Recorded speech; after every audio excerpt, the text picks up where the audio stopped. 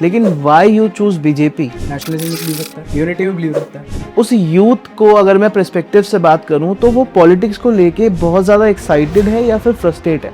दोनों तरह की चीज़ें हैं कि एक तरफ यूथ फ्रस्ट्रेटेड भी है, फिर हम कहीं ना कहीं ये भूल जाते हैं कलम से बड़ी कोई ताकत है, प्रशासन से बड़ा कोई बदमाश नहीं। पॉलिटिक्स जो है वो पावर है या फिर पब्लिक सर्विस? दोनों।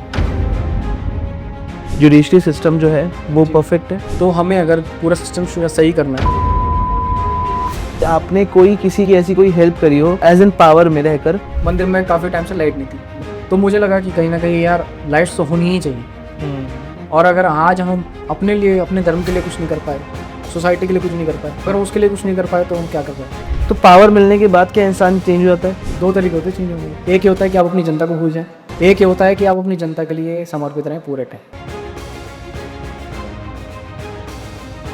सो हेलो एवरीवन, मेरा नाम है आयुष और मैं हूं टॉक विद फील का फाउंडर। जैसा कि आप सभी लोग जानते हैं, हमारे पॉडकास्ट में काफ़ी तरह के लोग आते हैं। हमारे पॉडकास्ट में एस्ट्रोलॉजर आते हैं, न्यूमरोलॉजर आते हैं, एंटरप्रेन्योर्स आते हैं, बिजनेसमैन आते हैं। लेकिन आज मैं आपको जिनसे मिलवाने वाला हूं वो बहुत ज़्यादा एक्सपीरियंस के साथ यहाँ पे आए हैं और हमने उनको इन्वाइट किया है। बहुत सारे टाइम से हम लोग उनको बुलाने की कोशिश कर रहे थे और उनका नाम है पुलकित भटनागर।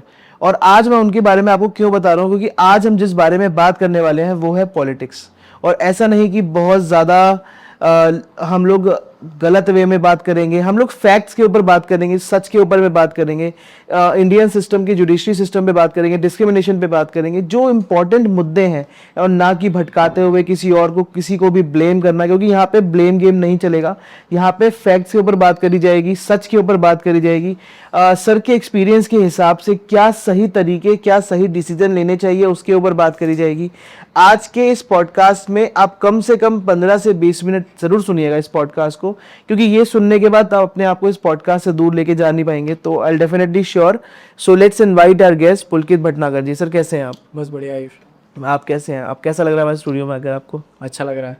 सो first of all thank you so much for coming our show, क्योंकि बहुत टाइम से will connect and today is a day कि जिस टाइम पे हम मिल पा रहे हैं। तो thank you so much for coming our show. बिल्कुल आना ही था, आपने बुलाया था तो। सो फर्स्ट ऑफ ऑल मेरा पहला सवाल तो यही है कि आप थोड़ा सा अपने बारे में ना हमारे दर्शकों को बताइए। जी बिल्कुल, मैं बता देता हूँ।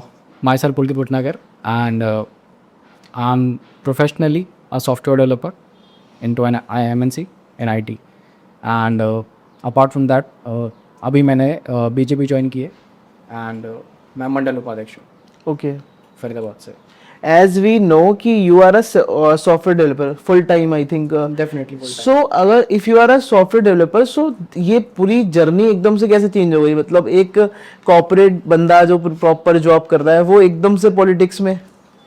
कॉम्बिनेशन थोड़ा डेडली है। हाँ। और जर्नी ऐसे रही कि शौक तो था शुरुआत से, बट पहले ये था कि पहले पढ़ाई पूरी करें, अपने पैरों पे स्टैंड करें, कुछ अर्निंग करें, उसके बाद ये सब चीज़ें करें कि पॉलिटिक्स और समाज सेवा एक डायरेक्शन यूथ के लिए तब रेडी किया जाए। ओके, सो आपका बैकग्राउंड है पॉलिटिक्स बनने का? क्योंकि बचपन में कोई इंसान नहीं सोचता कि पॉलिटिशियन बनना है, डॉक्टर सोचते हैं, इंजीनियर सोचते हैं। पॉलिटिक्स बचपन में ये तो नहीं सोचा था पॉलिटिक्स में जाऊँगा कभी। हाँ, सोचा तो ये था इंजीनियर बनूँगा। ऐसा क्या टर्निंग पॉइंट आया पुलकित आपकी लाइफ में जहाँ पे आपको ऐसा लगा कि हाँ now I want to join politics? Turning point ऐसा सच नहीं था, बट हाँ जो बहुत छोटी छोटी चीज़ें हम देखते हैं कि सपोज किसी के यहाँ आप सपोज एक कॉलोनी में रहते हैं, बहुत छोटी सी बात है, यूथ रिलेट भी कर पाएगी चीज़।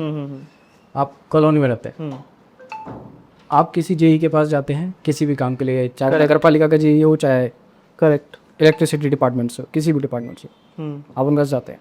पहली बात तो वो आपको अटेंड नहीं करते, उनके लिए पब्लिक कुछ भी नहीं है, वो सिर्फ उनके लिए सुनते हैं, या तो वो काउंसलर होगा या MLA होगा या MP होगा या कोई पावरफुल बंदा होगा, पब्लिक उनके लिए कुछ भी नहीं है। तब देख के लगता था कि यार हमारी क्यों नहीं सुनते, हम ही तो पे करते हैं टैक्स। जनता क्यों टैक्स पे करती? जनता टैक्स इसलिए पे करती है कि हमारे पास इतना टाइम नहीं है हम सिस्टम मैनेज कर पाए, हम आपको रिस्पॉन्सिबिलिटी देते हैं, हम आपको टैक्स पे करते हैं, जो फैसिलिटीज हैं वो हम लोग को प्रोवाइड कीजिए। अगर कुछ दिक्कत आती है तो उसके लिए भी डिपार्टमेंट्स हैं, ऑफ कोर्स सारा सिस्टम है। तो सिस्टम ऐसा है कि कहीं ना कहीं वो जनता से कनेक्ट नहीं हो पाता। ओके, तो अगर मैं आपसे बात करूं पॉलिटिक्स में आने का जो डिसीजन था आपका, ये आपका इमोशनल होके हुआ था जनता को या फिर स्ट्रैटेजी वाइज हुआ था? तो मेरे डिसीजन दोनों तरीके था, बिकॉज मैं ये चाहता था कि आम आदमी की आवाज़ हर जगह पहुंचे, उसकी सुनवाई हर जगह हो। दूसरी चीज़ ये कि अगर फैक्ट्स की बात करें ऑन ग्राउंड, तो यूथ है या हम लोग ही हैं, हम्म, हमें ये नहीं पता कि सरकार हमारे लिए क्या योजना चला रही है। सही बात है। लोगों को अवेयरनेस नहीं है उस चीज़ के बारे में। हम्म, तो ये लोगों को अवेयर भी करना है हम्म, कि आपके पास ये फैसिलिटीज़ हैं, हम्म, आप ये अवेल कर सकते हैं, because we are definitely we are paying for that. तो हम क्यों ना अवेल करें। तो इन सब चीज़ों को देखते हुए मुझे लगा इट्स द राइट टाइम कि अब स्टेबल भी हो गए हैं, थोड़ा सा कर भी रहे हैं अपने लिए, और फाइनेंशियल स्टेबिलिटी बहुत ज़रूरी है। ठीक है, तो अगर मैं आपसे बात करूं कि आपने पॉलिटिक्स ज्वाइन करा, लेकिन why you choose BJP? Why I choose BJP? Because BJP की आइडियोलॉजी ऐसी है कि वो नेशनलिज्म में बिलीव रखता है, यूनिटी में बिलीव रखता है, वही जो हम सबका कहना है, सबका साथ सबका विकास। ओके, वो तो चीज़ आप चाहते तो अपनी खुद की भी पार्टी बना सकते थे, जी। तो बीजेपी चूज क्यों करी आपने? खुद की पार्टी बनाने का मेरा मोटो नहीं था, क्योंकि मेरी आइडियोलॉजी और बीजेपी की आइडियोलॉजी एक है, इसलिए मैंने बीजेपी ज्वाइन करी। ओके, ऐसी क्या चीज़ें हैं जो आपको बीजेपी की बहुत ज़्यादा सही लगती हैं? बीजेपी के बारे में जो मुझे बहुत से अच्छे लगते हैं, और कि वो सबको साथ लेके चलना जानती है, हम्म, यूनिटी में बिलीव रखती है, हम्म, ठीक है। यहाँ पे परिवारवाद नहीं है हम्म, कि मंत्री का बेटा ही मंत्री होगा, ऐसा कुछ नहीं है। हम्म, आपके पास अगर कैपेबिलिटी है तो आप बनेंगे, नहीं कैपेबिलिटी है तो फादर साहब का नाम से आपका नाम नहीं चलेगा। हम्म, दूसरी चीज़ ये कि एंटरप्रेन्योर्स को बहुत हेल्प करते हैं, हम्म, और चौथी चीज़ स्किल अप करने में हेल्प करते हैं, और एज यू सेड आत्मनिर्भर वाली चीज़, आत्मनिर्भर सही बात है। आत्मनिर्भर भारत होना चाहिए। क्योंकि अगर हम अपनी पड़ोसी कंट्री को ही देखें, चाइना, वहाँ पे ये मॉडल चलता है कि मल्टीपल स्टेट्स हैं, टाउन्स हैं, उन सब के अंदर एक कंपटीशन होता है कि मैंने अगर इतना रेवेन्यू जनरेट किया पूरी कंट्री के लिए, तो मेरी तरफ से दूसरी जो सिटी होगी एसोसिएटेड, वो कहेगी मैं इससे ज़्यादा करके दूंगा। सही बात है। तो ये चीज़ हमारे इंडिया हो रही है कहीं ना कहीं, और ज़्यादा बढ़ावा मिलना चाहिए। So if I am asking you कि who is the ideal leader for you, मतलब who is your mentor? Mentor तो नहीं कह सकता मैं अभी फ़िलहाल के लिए, बिकॉज मैं अभी खुद ऑब्जर्व कर रहा हूँ सबको।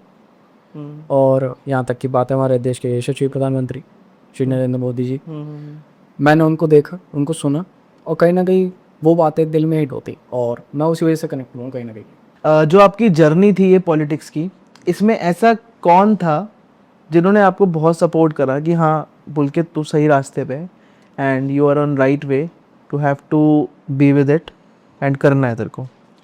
बहुत से फ्रेंड्स हैं जो खुद ही पॉलिटिक्स में हैं। हमारे जिलाध्यक्ष हैं सचिन ठाकुर, एक वो मेरे फ्रेंड हैं, उन्होंने भी बहुत सपोर्ट किया कि पुलकित नहीं तू आ, तू कर, और हम सब मिलके करेंगे जो साथ करेंगे। और मेरे बाकी फ्रेंड्स हैं जो मेरे कॉलेज मेट्स हैं, ये मेरे साथ आए हुआ हैं, तो उन्होंने भी बहुत सपोर्ट किया कि नहीं पुलकित कर रहा है, कंसिस्टेंट रहा, करता है, हम तेरे साथ हैं। तो पुलकित जैसे 6 महीने हो गए आपको पार्टी में ज्वाइन हुए हुए, जी। तो ऐसे कौन से अहम मुद्दे हैं या फिर आपको लगता है कि हाँ मुझे ये चीज़ सबसे पहले सही करनी है? जिसमें से एक चीज़ हम कर भी चुके हैं। रिसेंटली फिर मेगा जॉब फेयर लगा था, उसमें हमने काफ़ी लोगों को जॉब्स दी, मतलब जॉब दिलवाने का काम किया था हमने, जॉब सॉरी ठीक है। जॉब दिलवाने का काम किया था, और हमारी यूथ बीजेपी ने ही वो ऑर्गेनाइज किया था, and somewhere I am proud of it कि हमने किसी के काम तो है। तो कितने लोगों को जॉब दिलवाई थी आपने? 3000 प्लस, अप्रॉक्सीमेटली 3000 प्लस लेके चल सकते हैं। ओके, और आपने दिमाग में क्या सोचा है कि क्या आप करना चाहते हैं? पहली चीज़ जो मुझे लगती है यूनिटी की तरफ और ज़्यादा ध्यान देना चाहिए। कहीं ना कहीं ये देखा गया है, मतलब जात बिरादरी तो खैर ख़त्म हो चुकी है एक तरीके से कहीं ना कहीं, क्योंकि तो पता अगर आप देखेंगे हमारे देश की जनता 150 करोड़ में से 60% यूथ है, तो एक माइंड सेट तो शिफ्ट हो ही चुका है। और उसके साथ साथ अगर हम देखें तो कहीं ना कहीं एक जो चीज़ मैंने थोड़े दिन पहले एक रील भी डाली थी कि जब हम अदर स्टेट्स में जाते हैं तो कहीं ना कहीं कुछ छोटी मोटी नोक झोंक हो जाती है, फिर हम कहते हैं वहाँ पे कि हम लोकल हैं, हम लोकल हैं। सही बात। एक वो चीज़ भी नहीं होनी चाहिए यार, हम इंडिया में हम शायद कहीं ना कहीं भूल जाते हैं कि आप बेशक दूसरे स्टेट से, पर in first we are Indian. बिल्कुल, and we are proud of it. Okay, so Pulkit, my next question is for you कि जो आज का यूथ है जी, उस यूथ को अगर मैं पर्सपेक्टिव से बात करूं तो वो पॉलिटिक्स को लेके बहुत ज़्यादा एक्साइटेड है या फिर फ्रस्ट्रेट है? दोनों तरीके। और आप ये नहीं कह सकते कि आप पूरा साइड एक ही साइड वेज है। मैं इसमें ये देखता हूँ कि दोनों तरह की चीज़ें हैं कि एक तरफ यूथ फ्रस्ट्रेटेड भी है बिकॉज जॉब्स को लेके या इंफ्रा को लेके। बट आई थिंक वो लीडर्स को देख के भी फ्रस्ट्रेट हो सकता है कि कुछ काम बोलेगा ये किसी ने नहीं करे। बिल्कुल बिल्कुल बिल्कुल, एक वो भी चीज़ है। और उसके अलावा एक चीज़, यूथ थोड़ी सी ना मोटिवेटेड रहती है कि पावर है, पैसा है, आपके आगे पीछे प्रशासन है, तो वो चाहते हैं कि हम पॉलिटिक्स में इसलिए आए। बट कहीं ना कहीं मुझे लगता है कि आप ये भूल जाते हैं कि आप जितनी जल्दी पावर को ग्रैप्स करना चाहें आप उसको संभाल नहीं पाएंगे, ठीक है, क्योंकि जो चीज़ आपको वक्त से पहले मिल जाएगी आपको उसको हैंडल करना नहीं आएगा। दूसरी बात, आप जो उस पावर को यूज़ करेंगे तो आप उसका मिसयूज़ भी करेंगे, ऑब्वियस सी बात है। फिर हम कहीं ना कहीं ये भूल जाते हैं, कलम से बड़ी कोई ताकत नहीं, प्रशासन से बड़ा कोई बदमाश नहीं। तो आपके हिसाब से पॉलिटिक्स जो है वो पावर है या फिर पब्लिक सर्विस? दोनों।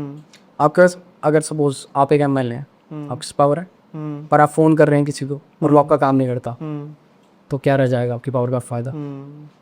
कम से कम आप इतने पावरफुल तो हैं, बंदा आपका काम करे, आपकी सुने कि वहाँ पहुँचा यार, कुछ तो बात होगी, क्योंकि मैं काम नहीं कर रहा। और कहीं ना कहीं ये बहुत बड़े लैग है हमारे सिस्टम में कि काम होते हैं, सबके होते हैं, पर सबसे पहला सवाल, अगर मैं एक एमएलए, मैं एक एमपी हूँ, मैं सबसे पहला सवाल ये बोलूँगा कि इनको मेरे यहाँ तक आने की ज़रूरत क्या पड़ी, क्यों पड़ी, आपने क्यों नहीं सुनाया, आपके पास पहुँचे थे?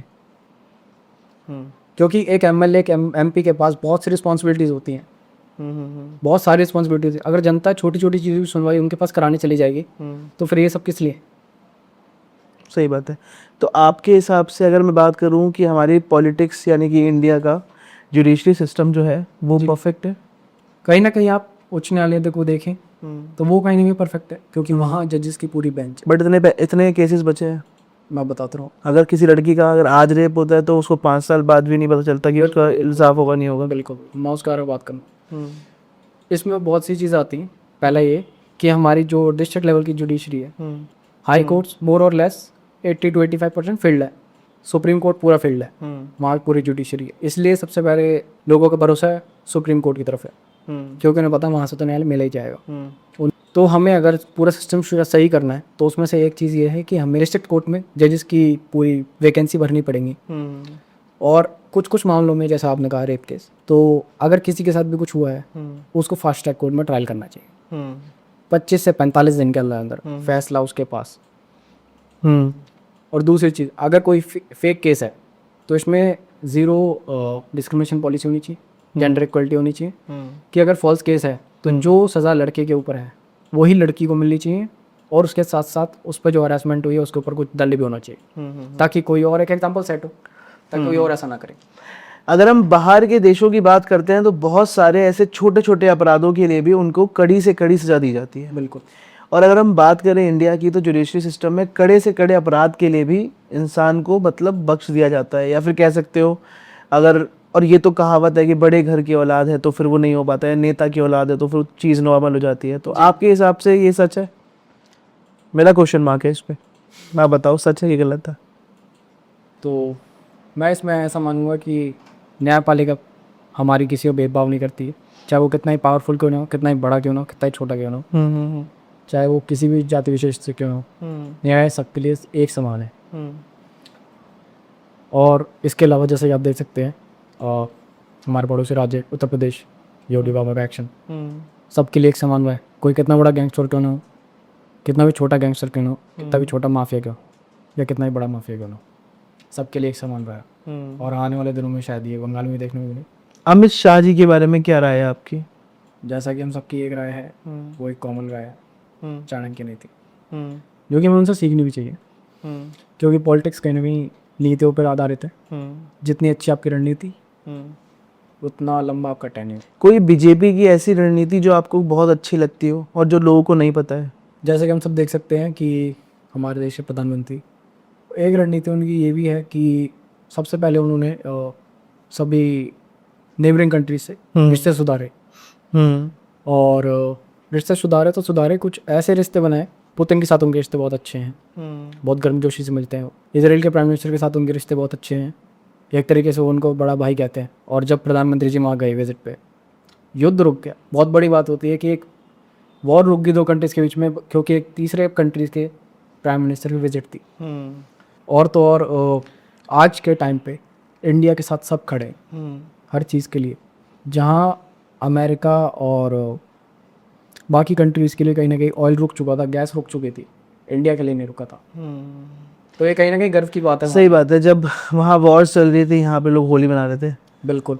और सब कुछ रोक के एक बारी के लिए हमारे लिए हमारे भारतीय मूल के निवासियों को भी वहाँ से भेजा गया था। तो if I am asking you कि ऑपोजिशन की सबसे अच्छी और स्ट्रॉन्ग चीज़ क्या लगती है आपको? एज ए सेड कांग्रेस या फिर आप आम आदमी पार्टी, इन दोनों पार्टीज़ में अगर मैं नाम लूँ, क्या बेटर लगता है आपको? मेरे को जो चीज़ बेटर तो नहीं, मतलब बेटर है भी और नहीं भी। जो बेटर थे वो आ चुके हैं भाजपा में, और जो बेटर नहीं थे वो अपोजिशन में है भी। तो एक मेरे को चीज़ जो लगती है अपोजिशन में कि कहीं ना कहीं जैसा एक रोल राघव चड्ढा जी ने निभाया था, अपोजिशन का कायदे से एक रोल वो बनता है कि आप जनता के मुद्दे जो पावर में हैं वो नहीं समझ पा रहे, वो आप मुद्दे लाएं बीच में। और कहीं ना कहीं भाजपा सरकार ने उसको वेलकम भी किया, चाहे वो चाय का मुद्दा हो, चाहे एयरपोर्ट पे समोसे का मुद्दा हो, चाहे आपके डाटा प्लान में 2 दिन एक्स्ट्रा की बढ़ोतरी हो, और थोड़े दिन बाद खैर होने की बढ़ोतरी हो गई थी भाजपा में। अच्छा, तो अगर मैं आपसे पूछूं पुलकित जी कि अगर आज तो आप पॉलिटिक्स में हैं, कल को अगर पॉलिटिक्स आपको छोड़नी पड़ती है, तो ऐसी क्या चीज़ होगी जो आप सबसे ज़्यादा मिस करोगे? तो एक चीज़ जो मुझे लगती है कि शायद मैं मिस करूँ भी या ना भी करूँ, एक चीज़ शायद मिस कर सकता हूँ कि वो ये है कि ज़्यादा से ज़्यादा जनता के बीच में जाना, कार्यालय जाना, जनता की सुनवाई। पर एक तरफ मुझे ये भी लगता है कि मैं शायद तब तक इतना स्टेबल हो जाऊँगा राजनीति में कि मैं लीडरशिप जो मेरा स्टाइल होगा, चाहे मैं किंग ना रहूँ, पर मैं शायद किंग मेकर रहूँ। ओके, सो तो सिखाओगे आप अपना जो एक्सपीरियंस होगा वो? सिखाना भी ज़रूरी नहीं कह सकते उसे कि आप किसी को सपोर्ट करें जो जिसकी आइडियोलॉजी आपसे मिलती है, जेन जी रिलेट कर पाए तो वाइब मैच। तो अगर किसी की वाइब मैच होती है तो हमें उसे सपोर्ट करने में कोई दिक्कत नहीं। अच्छा, तो अगर क्या हमारे सपोर्ट से वो आगे बढ़ सकता है तो कोई दिक्कत ये बहुत ही अच्छी सोच है। तो आपको लगता है कि क्या जो पॉलिटिक्स है अगर उसमें आप काम करते हो तो क्या उससे आपकी पर्सनल लाइफ भी इफेक्ट होती है? कहीं ना कहीं होती है, क्योंकि आप जब जनता के बीच जाते हो तो फिर आप जनता के होते हो। आपकी हुई है? होती है, कहीं ना कहीं फॉर्म बचते रहते। तो घर वाले बोलते नहीं क्या काम करना है स्टार्ट कर दिया आपने? बोलते हैं, बट उन्हें भी पता है कि जो ये कर रहा है वो एक रात का खेल तो है नहीं कि एक रात में कुछ ज़्यादा हो जाएगा। उन्हें पता है लॉन्ग टर्म है। तो मैं इसमें एक ये भी कह सकता हूँ कि वो रोकते भी हैं, और कहीं ना कहीं मुझे पता है कि अगर ये 150 करोड़ में से 10 को भी मोटिवेट कर पाया कि ये जॉब भी कर रहा है, ये पॉलिटिक्स में भी है, ये लोगों की हेल्प भी कर रहा है, जा भी रहा है, मिल भी रहा है लोगों से सबसे, तो उनको लगता है कि अगर मोटिवेट कर पा रहा है तो इससे बड़ी क्या बात है। अच्छा, I want to know one story from your side कि आपने कोई किसी इंसान की ऐसी कोई हेल्प करी हो एज एन पावर में रहकर, और वो चीज़ आप अभी तक कभी नहीं भूलेंगे अपनी लाइफ में, और तब आपको लगा हो कि हाँ मेरा पॉलिटिशियन बनना एक सही रहा। कोई ऐसी स्टोरी? अभी तक की सबसे पहला काम जो मैंने किया था वो मैंने ये किया था कि हमारे घर के पास एक मंदिर है, मंदिर में काफ़ी टाइम से लाइट नहीं थी, मतलब उस मंदिर को देखा जाए तो 25-30 साल से मैं देख रहा हूँ वहाँ पर लाइट्स नहीं थी। तो मंदिर वालों ने हालांकि लाइट्स लगाई नहीं थी, बट कभी लाइट चली गई, कभी लाइट्स ख़राब हो गई। तो आपको पता ही है कि मंदिर तो दान के भरोसे ही चलता है, दान दक्षिणा के भरोसे ही चलता है। तो मुझे लगा कि कहीं ना कहीं यार लाइट्स तो होनी ही चाहिए, और अगर आज हम अपने लिए, अपने धर्म के लिए कुछ नहीं कर पाए, सोसाइटी के लिए कुछ नहीं कर पाए, तो क्योंकि वहाँ भी सब इकट्ठे होते हैं तो एक तरीके से वो भी सोसाइटी का ही पार्ट है। तो अगर उसके लिए कुछ नहीं कर पाए तो हम क्या कर पाए। वहाँ के लोगों से जब आप मिले लाइट लगवाने के बाद तो उनका क्या रिएक्शन था? उनके क्या आपके लिए प्यार था या फिर मतलब ऑनेस्टी थी, क्या था आपके लिए उनके लिए? एक तरीके से मैं कहूँगा कि उनकी आंखों में एक उम्मीद भी जगी कि यार इसने इतने साल में जो चीज़ नहीं हुई थी, बहुत बेसिक नेसेसिटी एक लाइट वो लगवाई है, तो जब ये कुछ थोड़े टाइम बाद जब ये बड़ा बनेगा तो ये ऐसा कोई काम नहीं है जो ये नहीं कर पाएगा। तो पावर मिलने के बाद क्या इंसान चेंज हो जाता है? 2 तरीके होते हैं चेंज होने के। एक ये होता है कि आप अपनी जनता को भूल जाएं, एक ये होता है कि आप अपनी जनता के लिए समर्पित रहें पूरे टाइम। तो मैं सेकंड टाइप वाला। ओके, सो ऐसा क्या अभी भी आपको मोटिवेट कर रहा है कि आप और आने वाले अपनी लाइफ की सारी ज़िंदगी आप पॉलिटिक्स को दे सकते हैं? ऐसा क्या मोटिवेट कर रहा है आपको? मोटिवेट मुझे जनता और जनता की शिकायतें करनी है, और यूथ कर रहा है, क्योंकि यूथ चाहता है अपने पैरों पर खड़ा होना, सोर्स ऑफ इनकम होना चाहिए और सबके लिए होना चाहिए। आप पॉलिटिशियन हो चाहे ना हो, आप कुछ भी करें, पहले आपको फाइनेंशियली स्टेबल होना बहुत ज़रूरी है, उसके बाद आप कुछ करें। सही बात है। तो are you done your financial वाली प्रॉब्लम? वो तो चल ही रहा है, प्रॉब्लम तो नहीं कह सकते, बट हाँ कहीं ना कहीं इतना है कि मैं यहाँ पे भी टाइम दे पा रहा हूँ। और मैं ऐसा एग्जाम्पल नहीं हूँ, मैं मतलब आप इंस्टाग्राम में देख भी सकेंगे, एक डॉक्टर है, वो डॉक्टर भी हैं और साइड बाई साइड उनके फादर पॉलिटिशियन है, तो वो अपने फादर के साथ भी रहते हैं। तो पुलकित, मेरा अगला सवाल आपसे, जैसे अभी आपने एक वर्ड यूज़ किया था जेंजी, जी, तो जेंजी के लिए क्या करने वाले हैं आप?